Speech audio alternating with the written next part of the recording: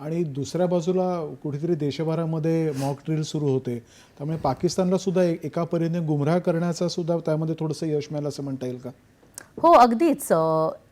Actually हा गुमराह करायचाच I think एक स्ट्रॅटेजीज पण झाली. ऑप प्रिपेअर्डनेस जशी आर्म फोर्सेसची असते तशी आपण सिव्हिलियन्सची आणि आपल्या कंट्रीची पण खूप एक मोठी रिक्वायरमेंट होती. बिकॉज जे झालं 22 एप्रिलला त्यानंतर डिप्लोमॅटिक लेवलवर पॉलिटिकल लेवलवर जे एस्केलेशन झाले त्यावेळेला आपल्या इंडियन सिटिझन्सनाही तयार होण्याची गरज होती. तर मॉक ड्रिलचा हेतू जो आपला होता त्याच्यावर एवढे न्यूज चॅनलमध्ये आपण खूप ठिकाणी बोललो, खूप ठिकाणी इन्फॉर्मेशन गेली. But at the same time जो ऑपरेशन सिंदूर त्याचं नावही बघा एवढं सुंदर नाव दिलं आहे. बिकॉज जे 25 आपले नागरिक आणि एक नेपाळी नागरिक जे वारले ते सगळे पुरुष होते. एक आपण हेही बोलू शकतो की घरातल्या कर्त्या पुरुषांना ह्यांनी त्यांची हत्या केली.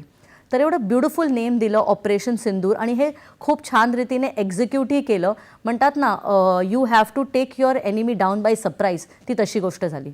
खरं. आणि मला वाटतं भारतीय नागरिकांचं मनोबल उंचावण्याचं काम सुद्धा केलं, कारण काहीतरी कारवाई होणार अशी अपेक्षा भारतातल्या सगळ्या नागरिकांना होती. पण ते असं अतिशय सुयोग्य असं नाव देऊन आणि अशा पद्धतीने 25 मिनिटामध्ये आणि प्रिसाइजली फक्त जे लष्करी तळ आहेत तेच उद्ध्वस्त करून करण्यामुळे भारतीय नागरिकांना आपण काही करू शकतो. म्हणजे जेव्हा आपला शत्रू लपून छपून वार करतो, आपण मात्र आत घुसून त्यांच्यावर कारवाई करतो. हा एक मोठा संदेश गेला नाही का? हो, जसं मी तुम्हाला पहिलं म्हटलं की भावलपूर आणि मुर्दिके ह्या सगळ्या लोकेशन्सला, सियालकोट ह्या सगळ्या लोकेशन्सना असे कॅम्प्स होते जिथे असे टेररिस्ट होते ज्यांनी इवन 2008चा जो मुंबई हल्ला आहे त्याच्यामध्ये त्यांचं पार्टिसिपेशन होतं.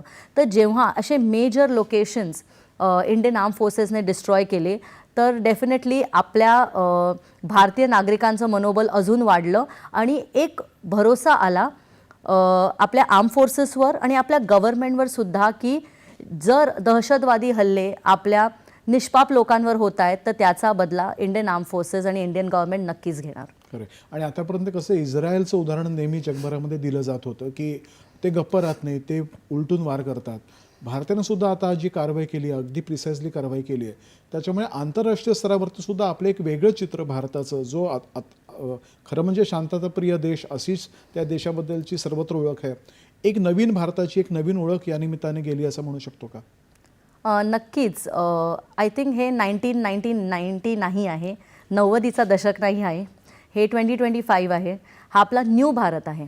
आणि न्यू भारत मी म्हणते हे बिलीव्ह करतं की आम्ही कोणावर पहिला अटॅक नाही करणार, पण जर आमच्या निष्पाप लोकांवर तुम्ही दहशतवादी हल्ले केले तर आम्ही गप्पही बसणार नाही.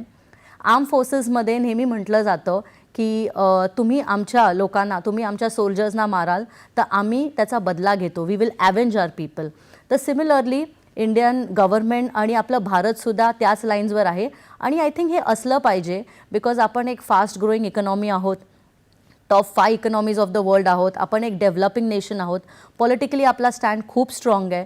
तर अशा गोष्टीसाठी गप्प न बसणे, बिकॉज एव्हरी टाईम आपण जर असं म्हणू शकत नाही की आम्हाला पीस हवा. पीस प्रत्येक कंट्रीला हवा असतो, जसं आपल्यालाही हवं आहे. पण जेव्हा असे दहशतवादी हल्ले होतात तर त्याचं प्रत्युत्तर देणं खूप महत्त्वाचं असतं.